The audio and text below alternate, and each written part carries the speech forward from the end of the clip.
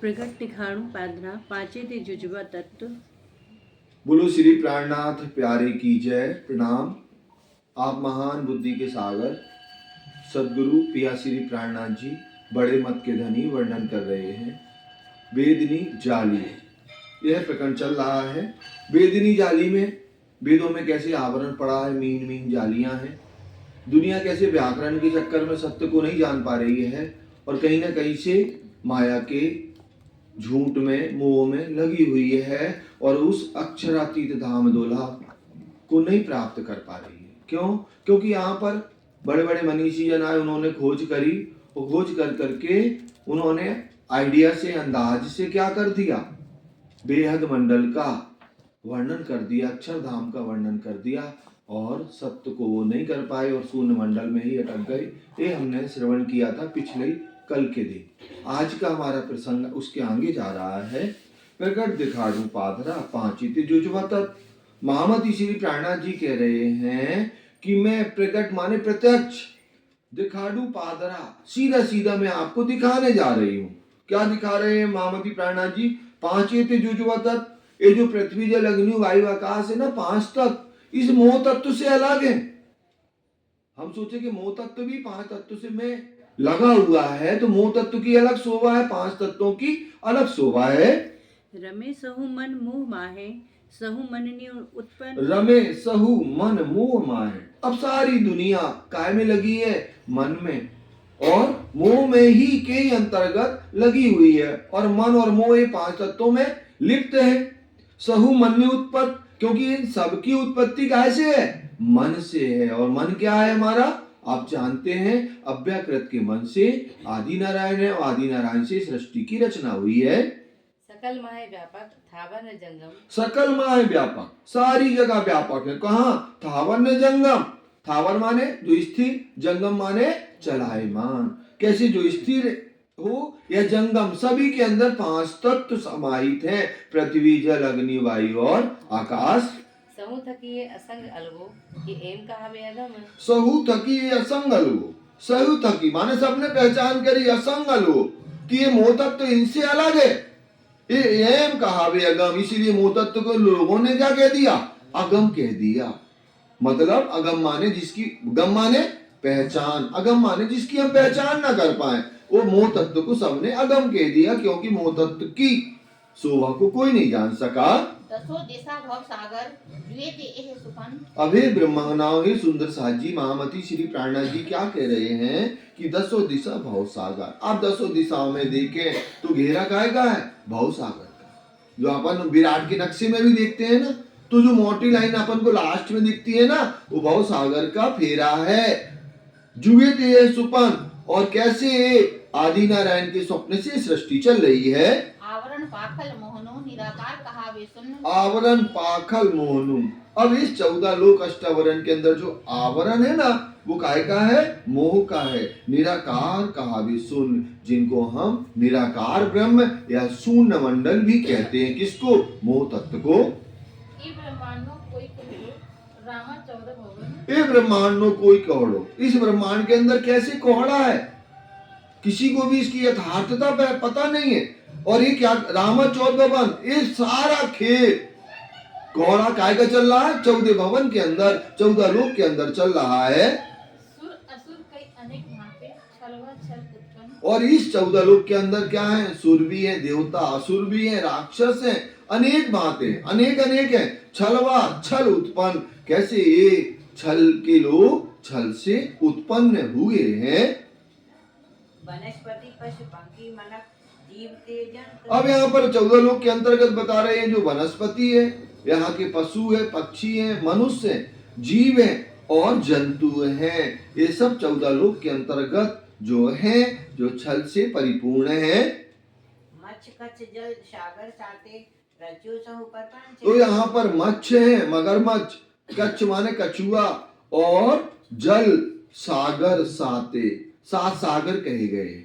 ठीक है ना? रचियो सहु परपंच, सब झूठ से ही बनाए गए हैं और सभी जगह पर झूठ व्याप्त है।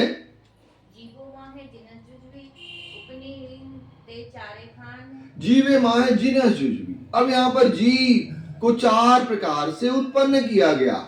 इसको भावना दीदी बताएंगी हमारी। तो 4 कौन कौन से हैं आप बताएंगे। जी माए जिना जो भी उपनीते 4 खान, जिनको 4 खान करके कहा है। क्या क्या कहा? अंडक, पिंडक, श्वेतज और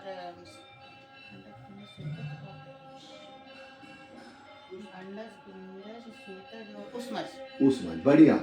अंडज, अंडा से पैदा होते हैं। पिंडज माने तन से होते हैं। और फिर है इसमें अंडज, पिंडज,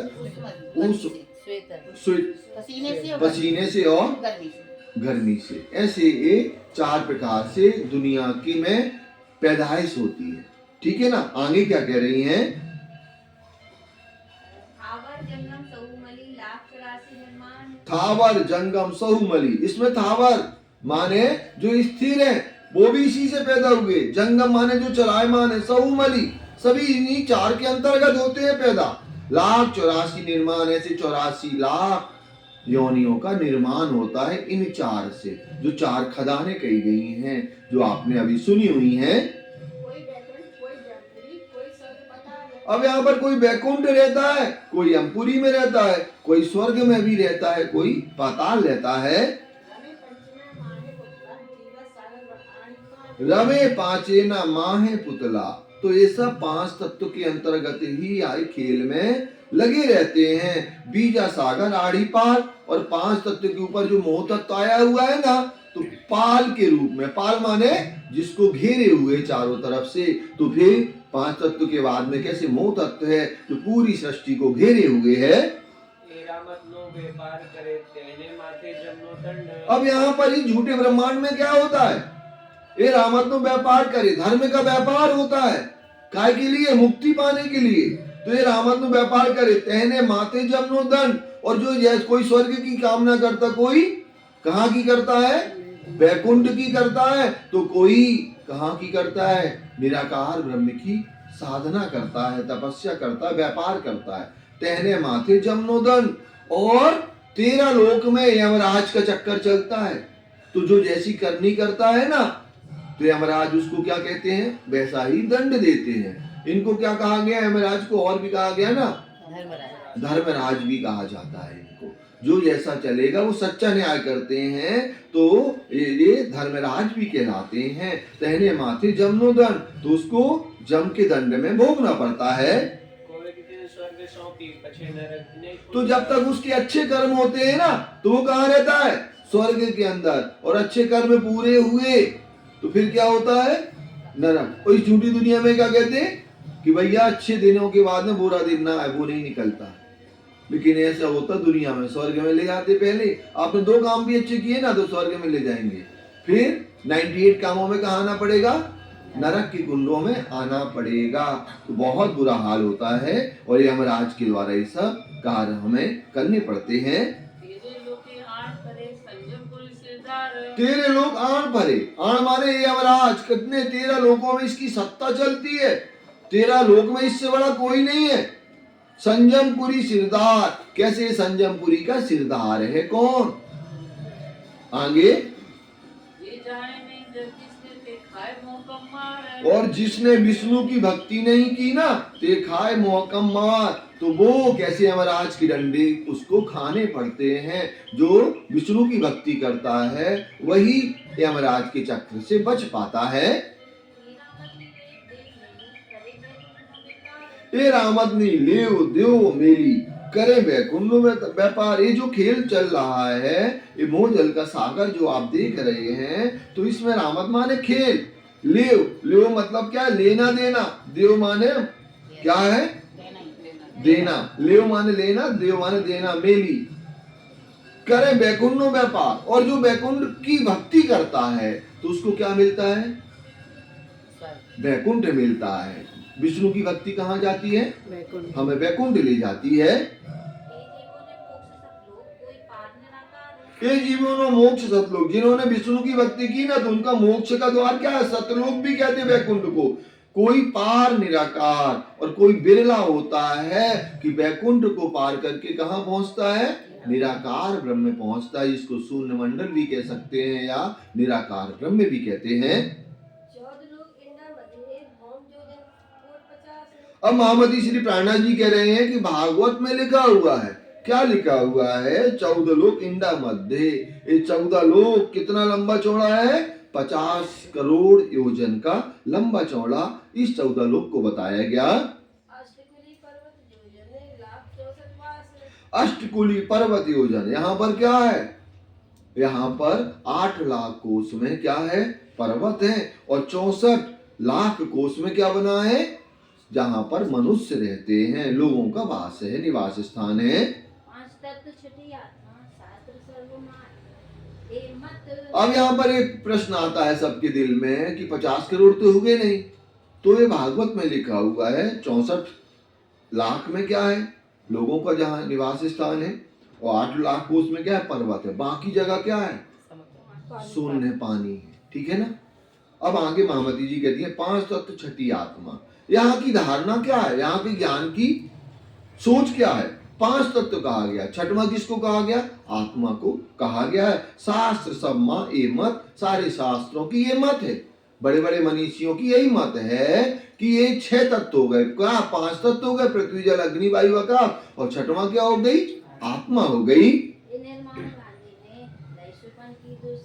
ये निर्माण बांधी ने, सबने इसको क्या किया? निर्वाण माने मोक्ष का एक उपाय मान लिया, उसी चक्र में बंध गए। 5 तत्व छठवीं आत्मा में लय सुपन्ना की दूसर, और इस स्वप्न के ब्रह्मांड को क्या मान लिया? कि यही अटल सत्य है, यही सत्य है, इसके अलावा कुछ और है ही नहीं।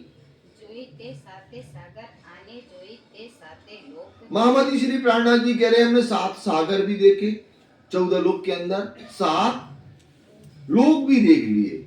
अब क्या किया?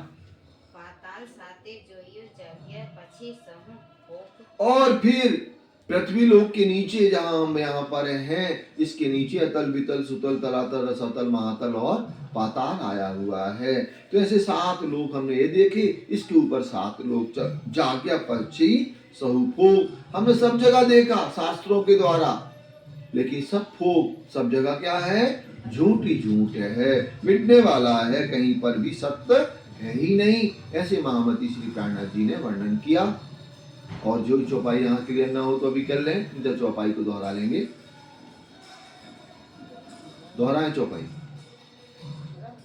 जाग्या पक्षी सहुफोक, जाग्या पक्षी सहुफोक, जोया के साथे सागर, जोया के साथे सागर है, अने जोया के साथे लोक, अने जोया के साथे लोक, पाताल साथे जोया, जाग्या पक्षी सहुफोक, जाग्या पक्षी सहुफोक। बोलो श्री प्राणनाथ प्यारे की जय।